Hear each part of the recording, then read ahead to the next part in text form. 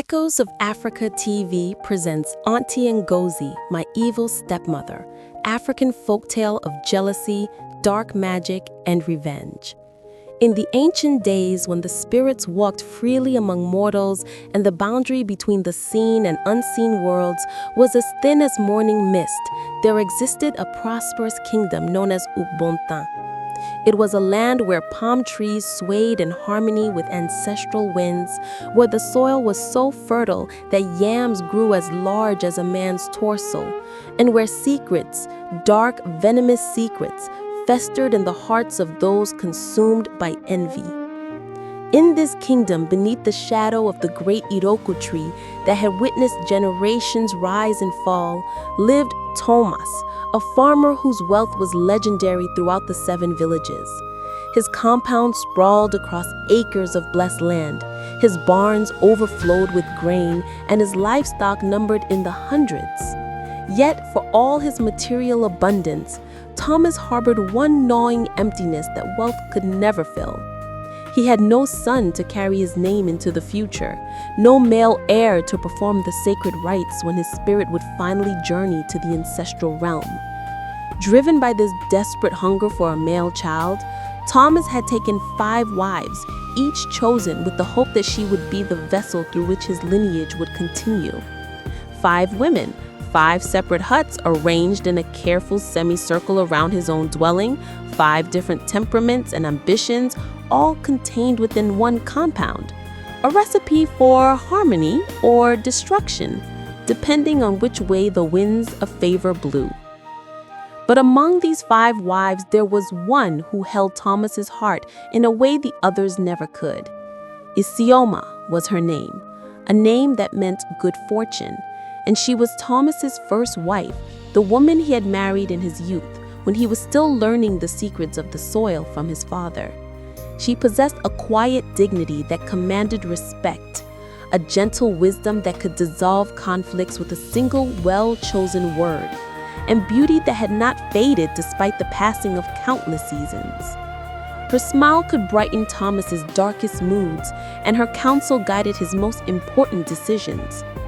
Thomas made no secret of his preference, and this transparency, this brutal honesty about the hierarchy of his affections, poisoned the atmosphere of his compound like smoke from wet wood. The other 4 wives watched Isioma with eyes that burned with resentment.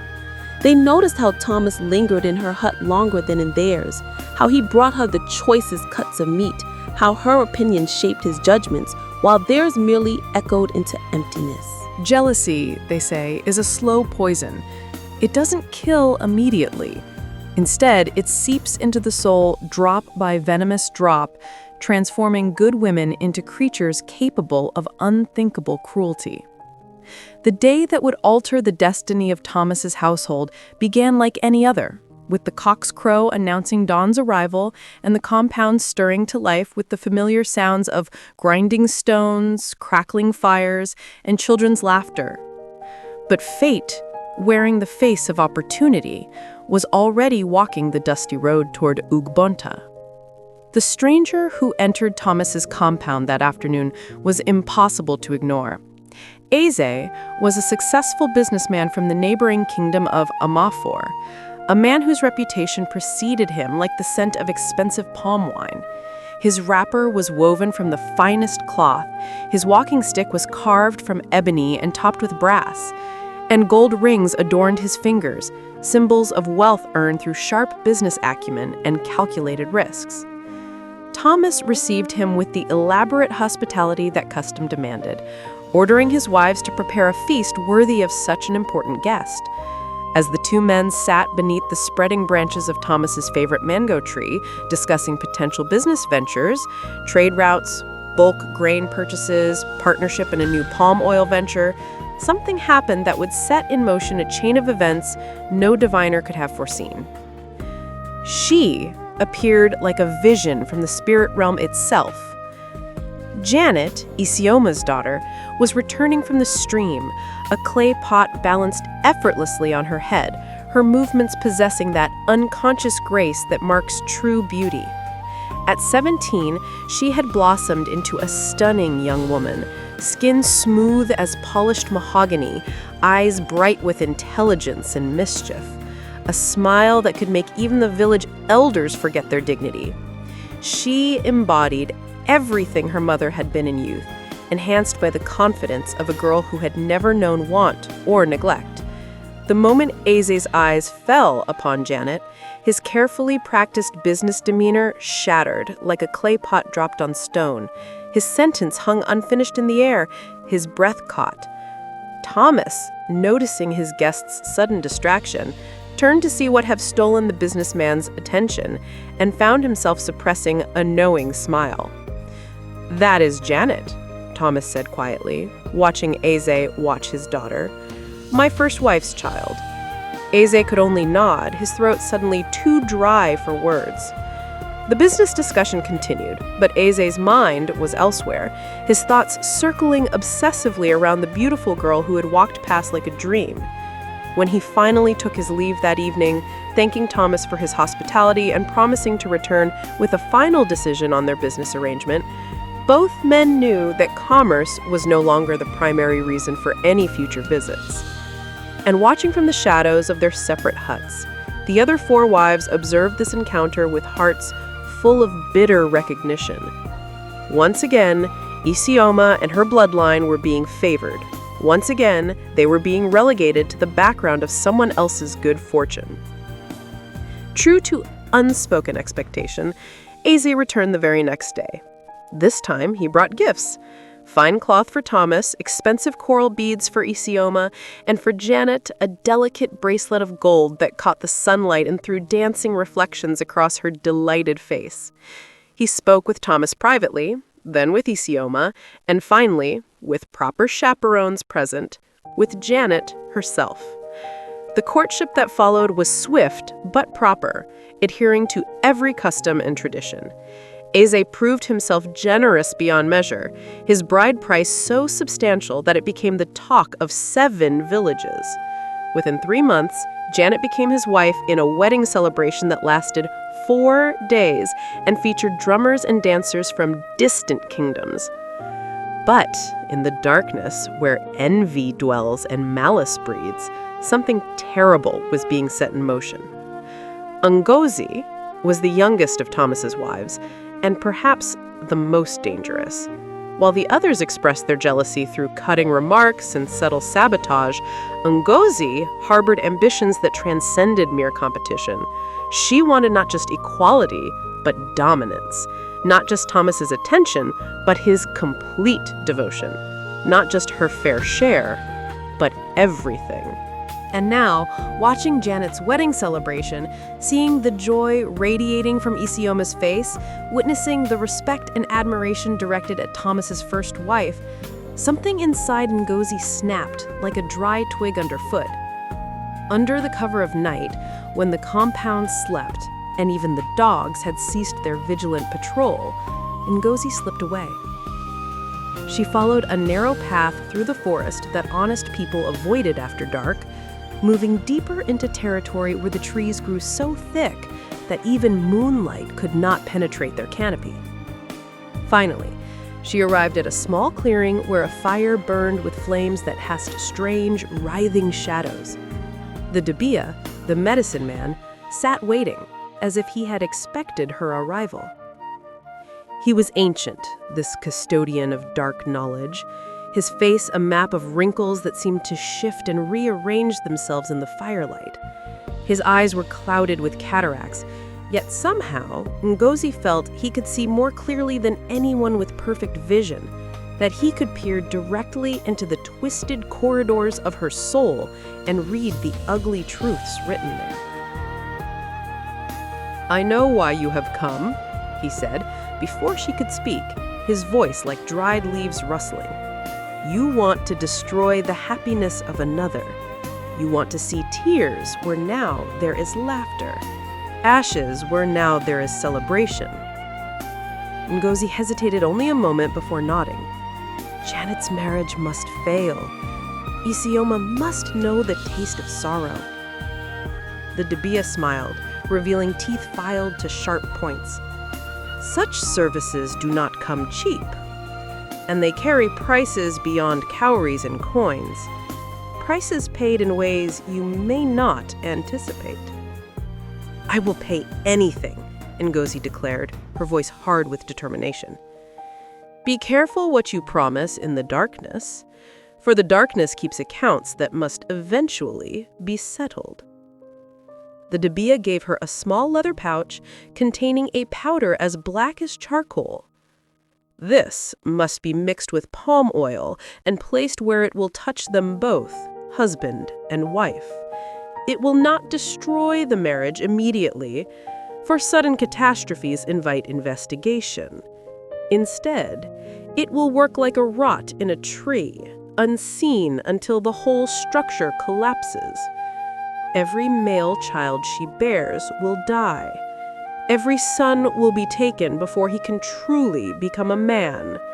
She will know the agony of bearing life, only to watch it extinguished.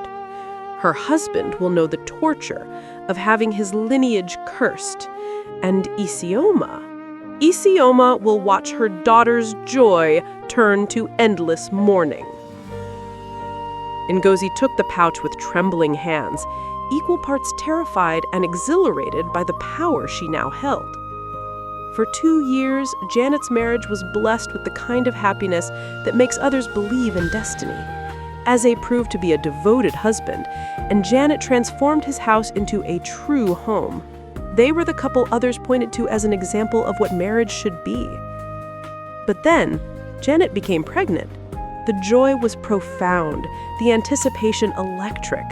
When she gave birth after 9 months of careful preparation and endless prayers, the child that emerged was a beautiful baby boy, perfect in every way, with strong lungs that announced his arrival with vigorous cries, with his father's broad nose and his mother's expressive eyes. They named him Ikechukwu, meaning power of God. And for 7 glorious days, Eze's compound rang with celebration. On the 8th day, the baby died in his sleep. No warning, no illness, simply stopped breathing. The grief was devastating, but grief alone is not unusual. Children died. It was a tragic but accepted reality in those times. They mourned, performed the necessary rituals, and eventually, life continued. Janet became pregnant again. This time, a girl, Adana. She survived, thrived even, growing into a healthy, happy child. Hope returned. Perhaps the first tragedy had been an isolated incident, a cruel twist of fate, but nothing more. Then came another son. He lived for 3 months before a sudden fever claimed him. Then another son, 6 weeks this time. Then another, barely a month. Each time, the same pattern. The girls survived and flourished, but every boy died before he could be properly named, before he could take his place in the family lineage. After the 5th son's death, Eze's love began to curdle into something darker. The joy in his home became suspicious silence. The laughter became interrogation. "Why?" he demanded one evening, his voice terrible in its controlled fury, his eyes boring into Janet with an intensity that made her shrink back. "Why do my sons die while the daughters live? What evil have you brought into my house? What curse follows your bloodline?" Janet could only weep, having no answers, knowing only the crushing weight of a mother's repeated grief. Desperate prayers sometimes receive unexpected answers. When Janet discovered she was pregnant for the 7th time, there was no celebration, only quiet terror. She made pilgrimages to every shrine within walking distance. She consulted every diviner who would see her. She fasted until her body became fragile as dried grass. She bargained with every deity whose name she knew, offering anything, everything, if only this child would live. And this time, something was different. The diviners saw it. a powerful protection surrounding this child, as if the very ancestors had decided to intervene. When Janet's labor began, it was swift and surprisingly painless. The baby that emerged was a boy, robust, alert, with eyes that seemed ancient and knowing. They named him Obina, meaning father's heart, and for the first time in years, genuine joy returned to Eze's household. Days passed, then weeks, then months. The baby not only survived, but flourished, growing stronger with each passing day, his laughter like medicine that healed the household's wounded spirit. Peace, fragile as spider silk, but genuine nonetheless, settled over their home. But evil, once set in motion, does not easily surrender its grip.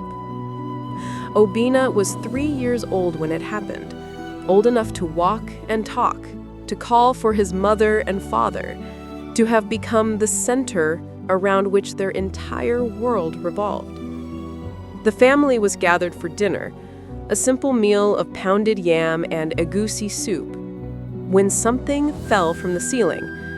It was small, no larger than a pebble, but it dropped with the precision of a stone from a sling, striking the boy directly on the crown of his head. Obina screamed. Blood welled up from a small wound that seemed insignificant at first. Janet rushed to clean it, to comfort her son, assuming it was a minor injury that would heal quickly. But it didn't heal. The wound festered despite every remedy applied to it.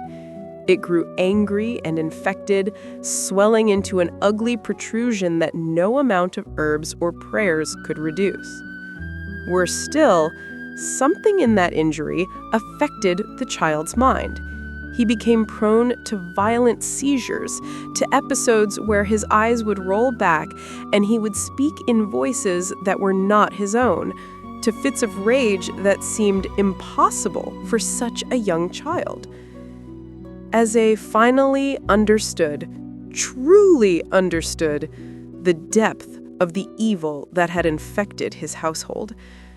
This was no accident. This was no natural misfortune. This was deliberate, calculated malevolence, the work of someone who would not rest until his family was completely destroyed. "Who did I offend?" Eze cried out one night, his voice breaking as he held his suffering son. "What enemy wishes me such harm that they would curse an innocent child? My only surviving son!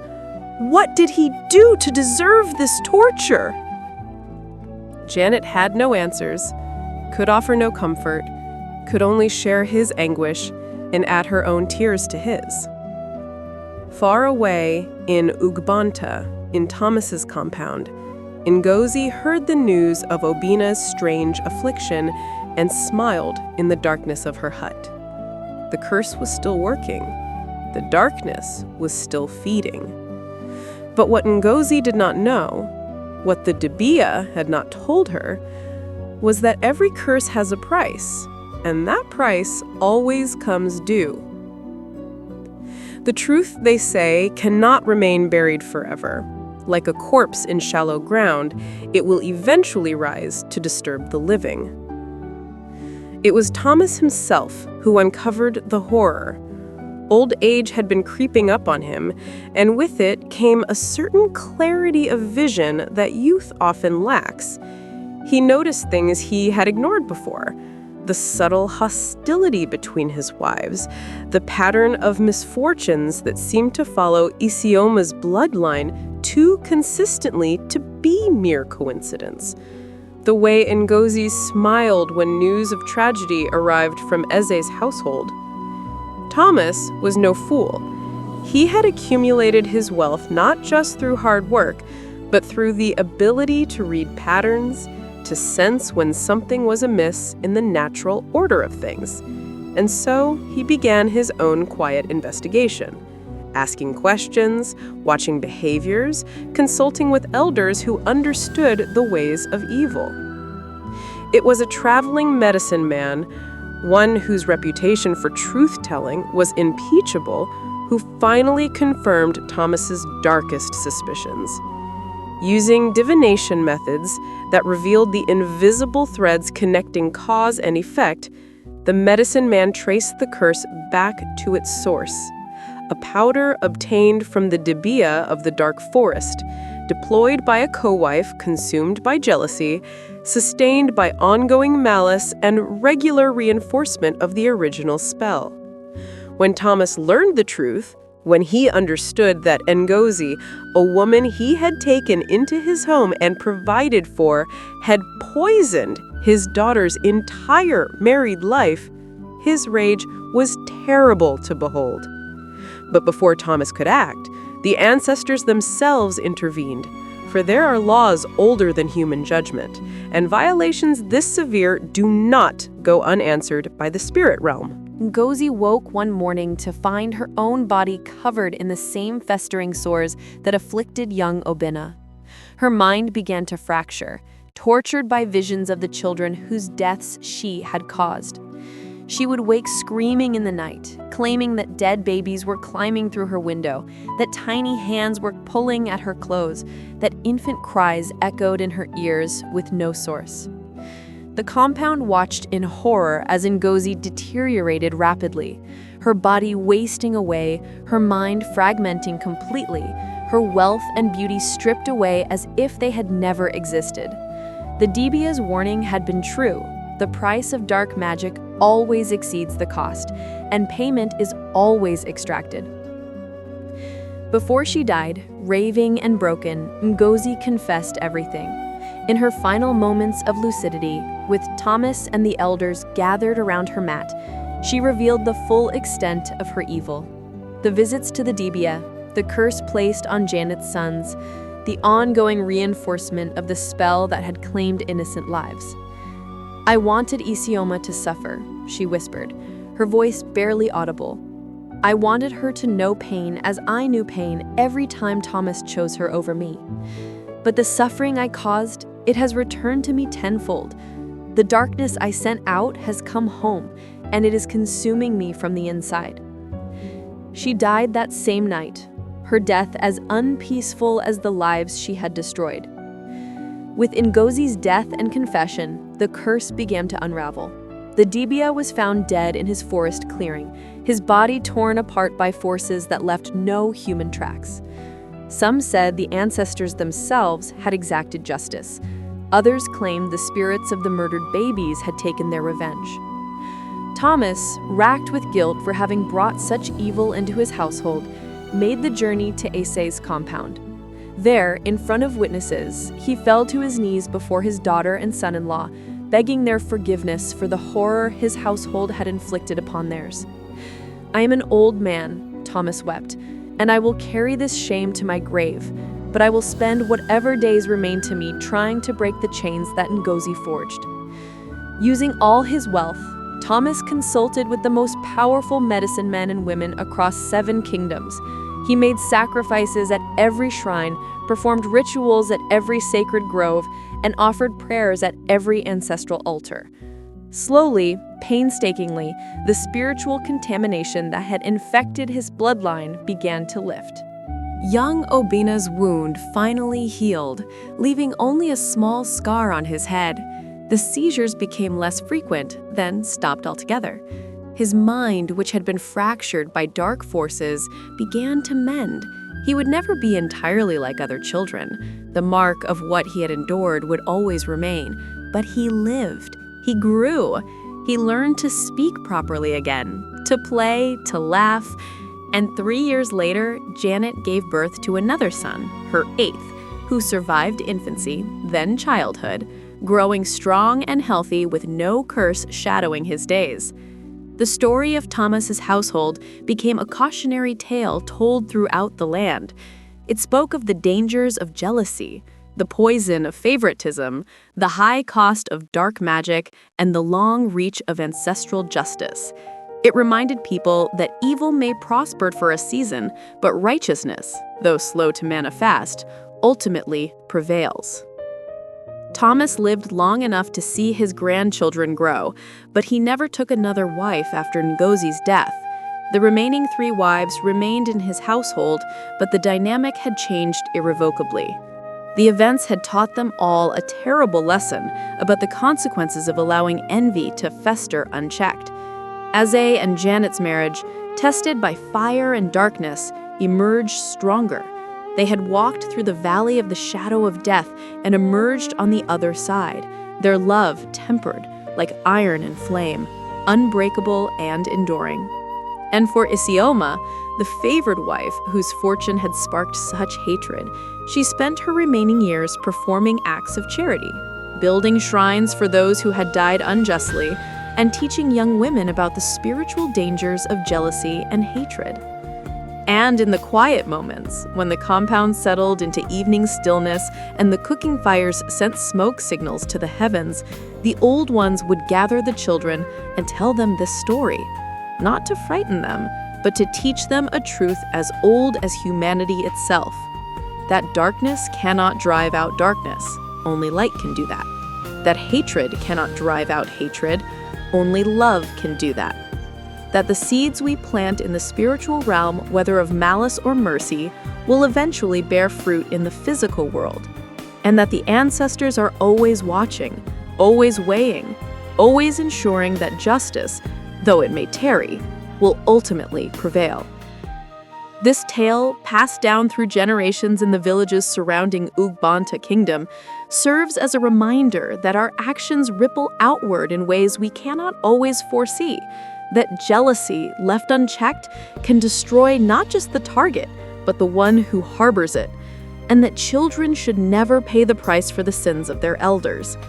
May those who hear this story carry its lessons in their hearts, and may the spirits of the innocent children who died guide us all toward wisdom, compassion, and justice. The end.